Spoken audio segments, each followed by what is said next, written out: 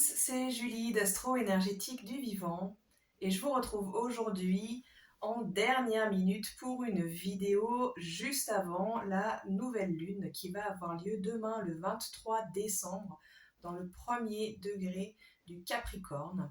Et cette nouvelle lune nous amène quelque chose de vraiment particulier puisqu'on rentre vraiment encore plus dans le vif du sujet de l'énergie Capricorne dans laquelle on a commencé à rentrer début décembre avec l'entrée en Capricorne tout d'abord de Mercure puis de Vénus dans les 10 premiers jours du mois de décembre.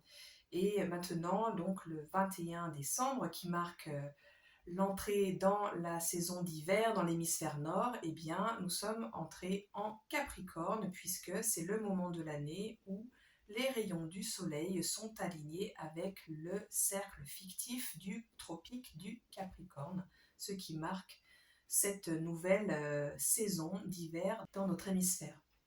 C'est aussi donc le jour le plus court de l'année et c'est la bascule entre le moment où on sort de la plongée dans les sphères intérieures, dans les profondeurs, pour pouvoir avoir tout un moment de bilan en fait, d'intégration.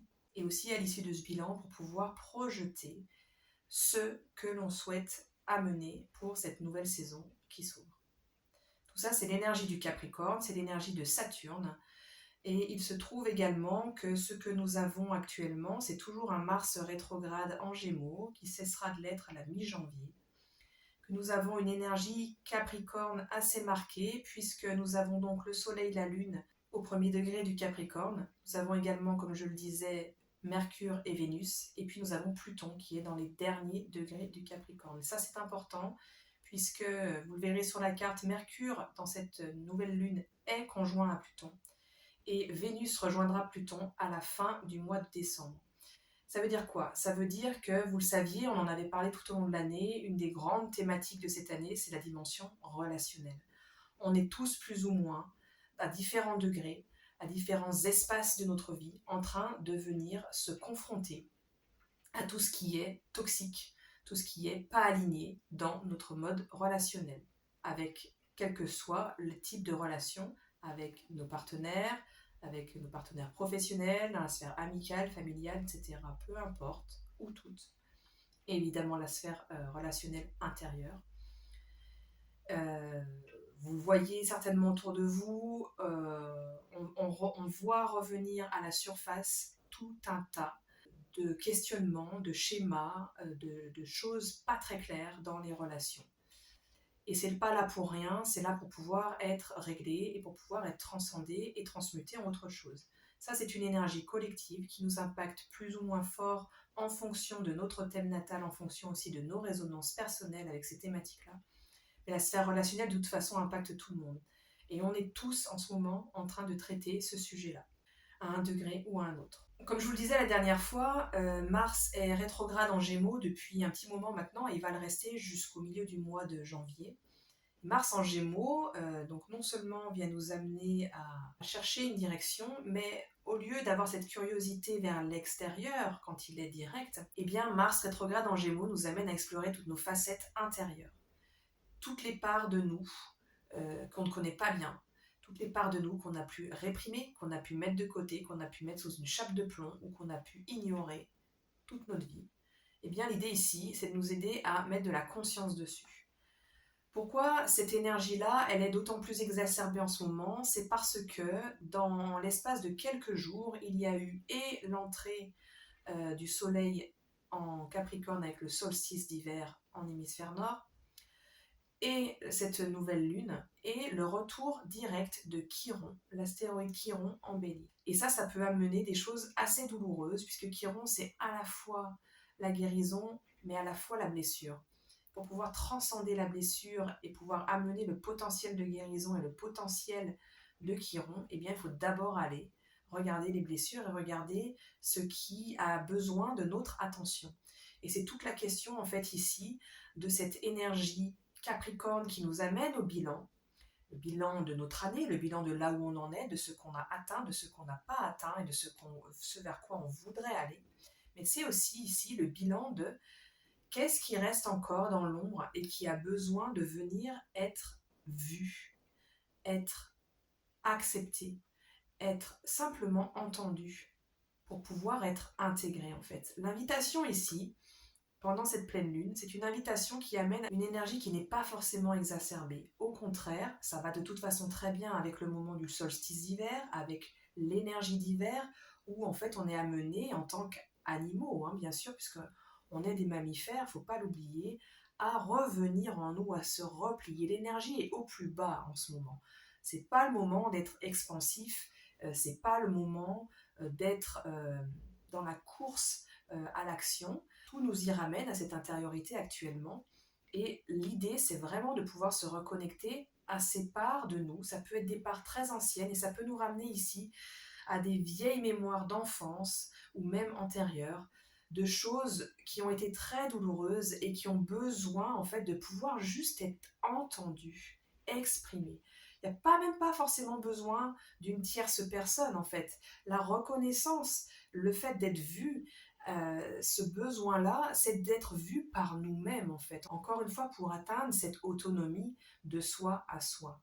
Devenir conscient vraiment de qui l'on est et pouvoir vraiment intégrer toutes nos parts intérieures, tous nos aspects qui peuvent avoir été mis de côté pour simplement amener de la guérison là où ça pleure, là où ça crie, s'autoriser ces émotions-là, se créer un espace sécure pour pouvoir exprimer ça et pouvoir intégrer en fait toutes ces parts-là de nous qui ont besoin d'être réintégrées, qui ont besoin d'être acceptées, d'être entendues, pour pouvoir non plus être traitées comme des parts parias qu'on met de côté, dont on ne veut pas entendre parler, mais bien comme des parts légitimes de nous-mêmes. À ce moment-là, lorsque ça s'est intégré, eh bien, qu'est-ce qui se passe? Par effet de répercussion, ce qui va se jouer dans nos relations interpersonnelles va être beaucoup plus inclusif et beaucoup plus sain, puisqu'on va avoir une meilleure connaissance de nous. On va plus rejeter certaines choses parce qu'on les rejetait en nous. On va pouvoir avoir une vision claire de quelles sont nos valeurs, de quelles sont les choses qui nous animent, de quels sont les points où pour nous c'est pas ok et on va pas plus loin. Et en gagnant en connaissance de soi, on gagne en sérénité pour pouvoir exprimer ça à l'extérieur et donc en fluidité en fait dans nos relations interpersonnelles. C'est ce qui nous est invité à faire avec tout ce bilan de là où on en est à ces niveaux-là en ce moment. C'est d'ailleurs pas pour rien qu'en général on fait un bilan de fin d'année de quelle a été notre année, en l'occurrence 2022, qu'est-ce qu'elle nous a apporté, qu'est-ce qu'on a atteint comme objectif, qu'est-ce qu'on souhaitait faire et qu'on a réussi à faire, quelles ont été les grandes guérisons, les grands moments intenses de cette année. C'est pas forcément des actions concrètes, mais c'est peut-être des choses de soi à soi, où on remarque une évolution vraiment palpable. Et un moment où il y a un renversement de situation, en fait, où on passe une bascule, où on passe de quelque chose à un autre. Ce bilan-là, que nous demande le Capricorne, que nous demande Saturne, est un bilan aussi où on revient beaucoup plus aux choses concrètes, aux choses matérielles. Saturne, c'est une planète de matériel, une planète de concrétisation, d'investissement, d'engagement. Et Saturne, c'est un grand maître qui nous apprend et qui peut nous apprendre par le manque. C'est-à-dire que on peut se rendre compte avec cette introspection-là qu'il y a des choses dans notre vie qui ne correspondent pas avec ce que l'on voudrait voir autour de nous dans le monde. On peut avoir une douleur à voir qu'il se passe des choses dans le monde ou qu'il ne se passe pas certaines choses qu'on aimerait voir être dans le monde. Eh bien, ça peut être l'invitation de Saturne et du Capricorne à dire, eh ben, c'est à moi de le faire. Et dans ce cas-là, ça peut être vraiment une révélation de qu'est-ce que j'ai vraiment envie d'atteindre comme objectif. Comment est-ce que j'aimerais que ma vie, que le monde qui m'entoure soit. Et en fait, quelle est la valeur ajoutée que je voudrais apporter au monde. Et avec Saturne, avec ce Capricorne, c'est quels sont les petits pas que j'amène pour pouvoir atteindre cet objectif-là. Donc c'est le moment aussi où on va pouvoir poser des intentions fortes pour l'année 2023 qui va s'ouvrir. C'est d'ailleurs ce qu'on fait en général quand on prend des résolutions ou quand on pose des intentions pour une année. C'est vraiment le moment de faire ça. Mais ce qui est intéressant ici, c'est d'avoir pu faire déjà ce travail d'introspection, ce travail en fait de guérison et d'intégration intérieure pour pouvoir être plus aligné avec qui on est actuellement, la version de nous qui émerge, plus consciente plus intégrative, et pouvoir à partir de ça, voir émerger la direction de là où on a envie d'aller pour la suite. Et à partir de ça, encore, poser les intentions et les petits pas concrets. Comment matérialiser ce que j'ai envie de faire en faisant bien attention à ce que ce soit des choses qui soient matériellement réalisables. Voilà, en sachant que généralement avec le Capricorne, ce qu'on nous demande de faire, c'est voilà, faire avec les moyens du bord, faire avec ce que l'environnement direct nous propose en fait. Là, l'environnement direct, on est en hiver, c'est quelque chose qui est plutôt frugal, c'est quelque chose qui est plutôt sobre. Et c'est quelque chose en même temps qui est plutôt riche si on ressort enrichi de toute cette nouvelle connaissance et conscience intérieure que l'on peut poser. Voilà, donc la période actuelle va pouvoir nous poser pas mal de défis, de nous reconfronter à des choses assez douloureuses qui ont pu manquer, qui ont pu être traumatisantes. De manière collective, de toute façon, depuis des mois et des mois, on est en train de faire ça, on est en train de transcender, de transmuter, de guérir du syndrome post-traumatique de manière collective, et ça se manifeste aussi de manière individuelle, chacun dans notre vie, à des degrés différents, avec des natures différentes. Et c'est vraiment ce qui est en jeu en ce moment. Et en faisant ça, je vous l'ai déjà dit un certain nombre de fois, mais c'est vraiment important parce que c'est des choses qu'on n'entend pas souvent. Notre contribution au collectif, elle passe aussi par notre guérison intérieure. Et ça, j'en suis intimement convaincue. Parce que, encore une fois, il me semble l'avoir déjà dit, je crois à la dernière vidéo, je ne suis pas sûre, mais en tout cas, il me semble l'avoir déjà dit dans une vidéo précédente, l'impact direct de nos guérisons intérieures profondes, c'est un changement de regard et un changement d'interaction avec notre environnement direct, avec nos cercles relationnels et interpersonnels directs. De cette manière-là, forcément, ça a un impact et ça peut faire qu'un effet de ricochet, en fait. Et de cette manière-là, on contribue à notre hauteur, à notre manière, à guérir le collectif, ou en tout cas à le faire évoluer vers quelque chose qui est plus aligné avec nos valeurs en fait. Alors les valeurs, tout le monde ne vont pas dans le même sens, mais ce qui va dans le même sens, c'est une idée, on le voit bien de partout, hein, une idée de guérison des relations interpersonnelles, de la relation à l'autre, de la relation à soi, de la relation au monde, et ça se manifeste de plein de façons différentes.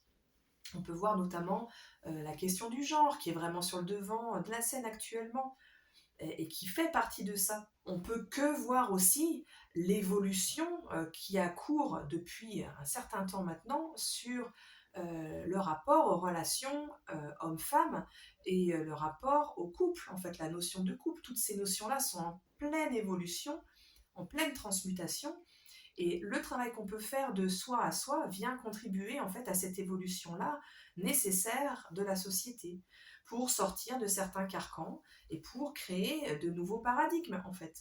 Voilà, alors c'est des périodes qui risquent d'être assez inconfortables, d'autant plus que les fêtes approchant sont généralement des temps où on peut passer en famille, ce qui veut dire que ce qui est de l'ordre des vieilles blessures d'enfance non résolues, c'est un moment malheureusement aussi assez propice pour que ça revienne à la surface. En plus de la joie d'être ensemble, hein, l'un n'empêche pas l'autre en plus.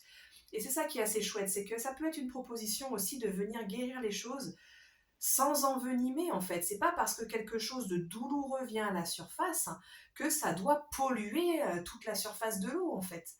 L'idée, c'est de pouvoir exprimer ça déjà de soi à soi, dans un espace sécure, comme je vous le disais, pour ensuite pouvoir amener une guérison non seulement à soi, mais peut-être bien à une relation interpersonnelle ou familiale qui en a besoin. C'est tout ce que je vous souhaite pour ces fêtes de fin d'année. Je vous souhaite de prendre des temps pour vous ressourcer, pour être avec vous et vraiment prendre ce temps de qualité avec vous. Faites ce bilan, faites ce point avec vous-même de là où vous en êtes. Remerciez-vous et félicitez-vous de tout ce que vous avez pu atteindre au cours de cette année qui n'a pas été toujours facile. On a eu beaucoup de défis collectifs et vraiment prenez bien soin de vous. C'est vraiment tout ce que je vous souhaite pour cette fin d'année. On se reverra en 2023 et on abordera les grands changements qui se profilent pour cette année. Simplement, on annonce les 2 changements majeurs de 2023 qui vont impacter tout le monde. C'est le premier passage de Pluton qui va changer de signe, et ça c'est vraiment notoire parce que Pluton reste entre 15 et 20 ans par signe, donc c'est pas rien. Et Pluton qui va donc passer en Verseau, bon, il va revenir rétrograde en Capricorne, faire un dernier tour pour revenir définitivement en 2024 en Verseau, mais ça va être le premier passage d'une nouvelle énergie, Pluton en Verseau. Ce qui veut dire qu'on quitte vraiment le bilan Capricorne avec Pluton, mais on en reparlera. Et le deuxième élément, ça sera le passage un petit peu plus tard de Saturne qui va lui arriver en Poisson et quitter le Verseau. Donc là, c'est un peu moins, on va dire, exceptionnel dans le sens où Saturne change de signe, lui, tous les 2 ans et demi environ, et que dans l'espace d'une vie, on a le temps de voir Saturne passer dans tous les signes, alors que Pluton, on ne peut pas voir Pluton passer dans tous les signes au cours d'une vie humaine. Donc son passage dans un nouveau signe est d'autant plus marquant. En attendant, je vous souhaite de bien prendre soin de vous, de bien passer des temps le plus ressourçant possible pour cette fin d'année, et je vous dis à très vite.